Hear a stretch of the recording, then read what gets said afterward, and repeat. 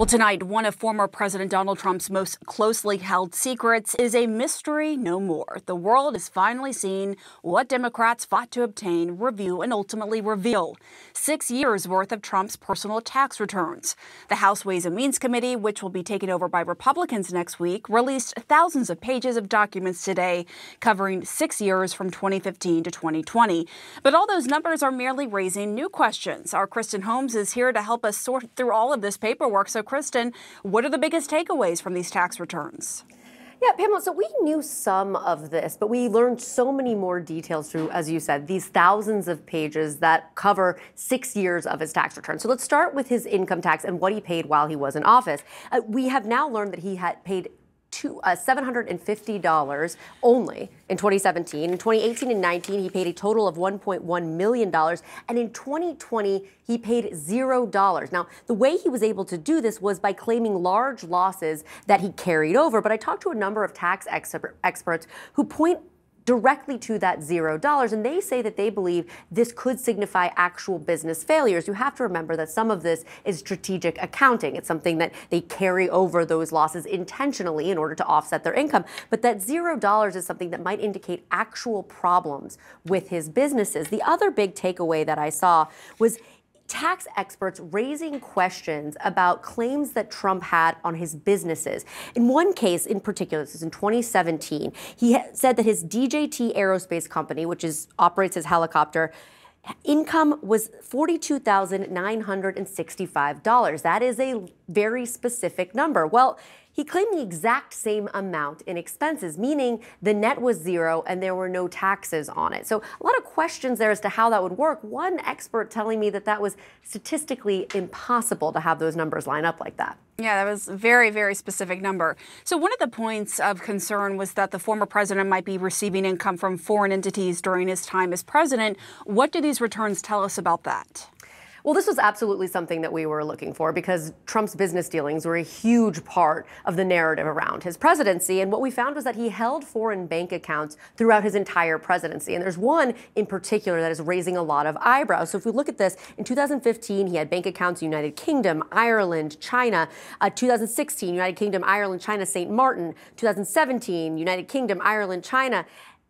There are a lot of questions about why he was still holding a bank account in China. And I've talked to several business analysts who say they want to know more about that. What were his actual business interests in China? And is there any indication that his policies were impacted by the fact that he had this business interest there? And we're talking about foreign governments and foreign taxes. One other thing to point out, we already talked about his income tax in the U.S. in 2017. He only paid $720.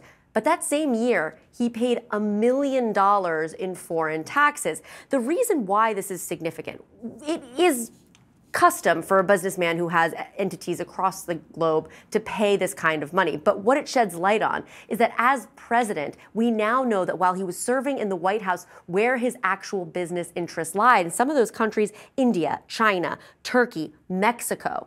These are things that now there's questions about whether or not, again, was his policy or was there any impact on how he was acting because he had these business interests in these countries? Yeah, those are very fair questions. Kristen Holmes, thank you very much. With us now, Russ Buettner, an investigative reporter for the New York Times. So, Russ, you've been reporting on the former president's finances for years. What do you make of these returns? Did anything jump out at you?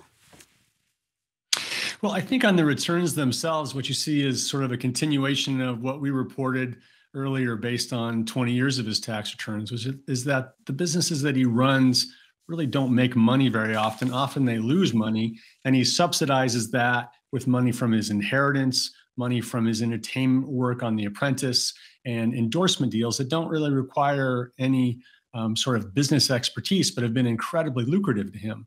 There was a great example in this latest trove where during his 1 year that he reported a significant positive income, that was 2018, of about $24 million.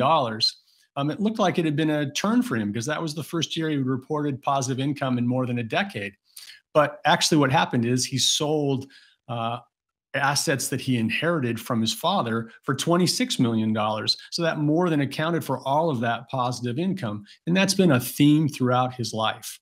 And then you see other things in terms of kind of working the tax laws to his favor in ways that are somewhere between aggressive and just outright audacious. So, does it surprise you based on what we know then? Like you're pointing out, I mean, these things that would raise questions, maybe audacious, that the former president's tax returns did not receive a more comprehensive audit?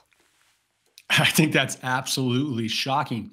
I mean, if you think about this, for a regular worker, your employer sends a W-2 to the IRS. You report a number that has to match that W-2 on your form. Those numbers have to match up exactly, right? Or you've got a real problem. But what you see here is that Donald Trump is reporting hundreds of millions of dollars in revenue, more in expenses, to report losses, and no one is going in to ask him to substantiate that. In fact, the IRS, when this begins, has an open audit for a refund that he obtained of $72 million in 2009, and they're still reviewing that all these years later. That's not resolved. Even to this date, as far as we know, that's not resolved.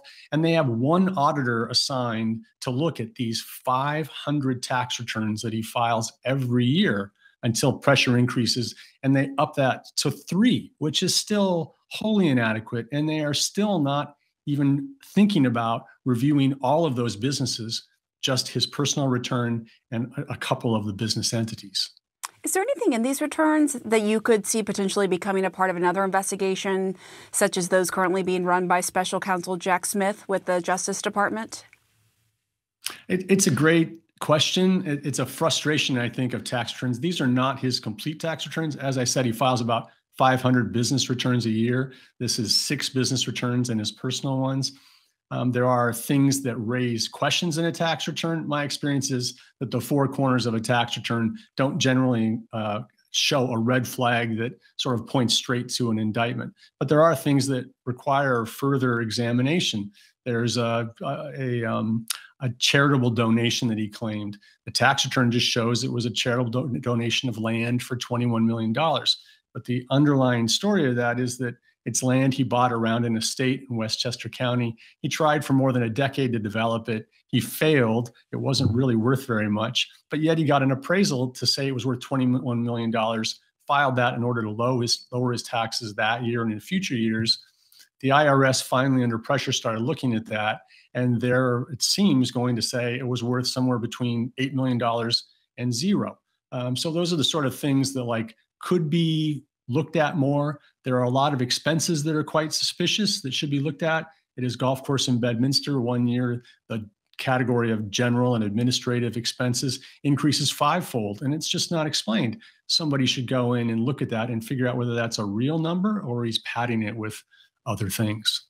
Yeah, there's still a lot of questions that remain. Russ Buettner, thank you so much.